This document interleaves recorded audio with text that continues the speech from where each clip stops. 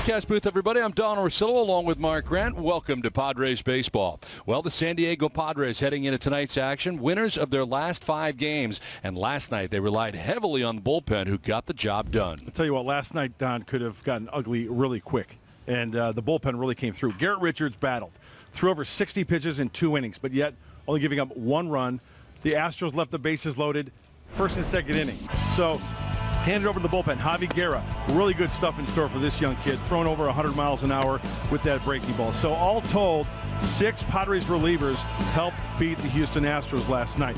7 innings, only 4 hits. They struck out 9. Now with no Kirby Yates, no Drew Pomerantz, everybody moves up in the pecking order. Pagan gave a little bit of a scare right after blowing a game, blowing a save, 2 loud outs against the Houston Astros last night, and then the final out right here. So this is something that's got to keep in sync right here with the ERA over 5. A couple of good outings will get that ERA down, but last night was evident that the Padres, the arms that they had, Donnie, they can close out some games and save a lead for the Padres.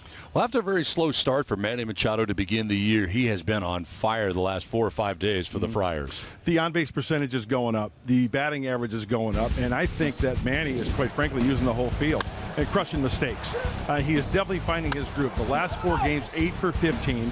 And the thing that I look at is not only the batting average and the on-base percentage, but if he gets hot and he can carry a team, we know this from what he's done in the past.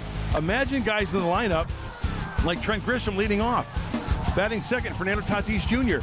These guys are going to get great pitches to hit, so a big key is to get on for Manny so he can do more of this and drive in more runs. The Houston Astros are here, and of course Dusty Baker's squad that has George Springer leading it off, Jose Altuve at second, Correa at short with Tucker in left, Gurriel in at first base. And the first pitch of this one is in there for strike 1.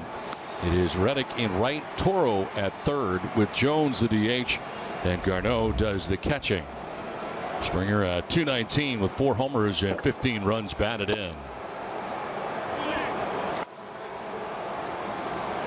Diego Padres. In order for him to do just that, go deep, is to have quick outs, throw very few pitches to get those early outs. 6th start, as Donnie just mentioned, he'll throw the changeup anytime. I mean, the last couple of starts, he's thrown majority of the changeups, and that's why opponents only hitting 192. He gets a lot of hitters swinging and missing, and some weak grounders off that changeup. 1 down here in the first inning for Jose Altuve, batting out of the 2 spot. Overall, it's been kind of a slow start in 2020 for him. And really, it's not a start tomorrow. Let's start in the outfield. Jurickson Profar in left, Trent Grisham in center. Will Myers, we saw him out in right field. On the infield, Ty France will be at third base tonight. Fernando Tatis Jr. at short. Playing at the Keystone tonight, Jake Cronenworth, Eric Hosmer at first, and behind the plate, Luis Torrens catching Zach Davies. Straight games, his lineup looks like this tonight. Center fielder Trent Grisham will lead it off with Fernando Tatis Jr. at shortstop. It's Manny Machado at the DH with Eric Hosmer at first base. Ty Francis at third base. Will Myers in right field. Jake Cronenworth at second.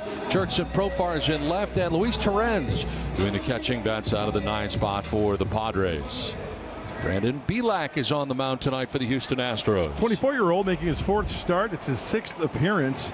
Over 16 innings pitched, a 1.69 ERA, although he has walked 11. Okay, so it's really strange. Low whip, a lot of walks. And the reason why he's got the low ERA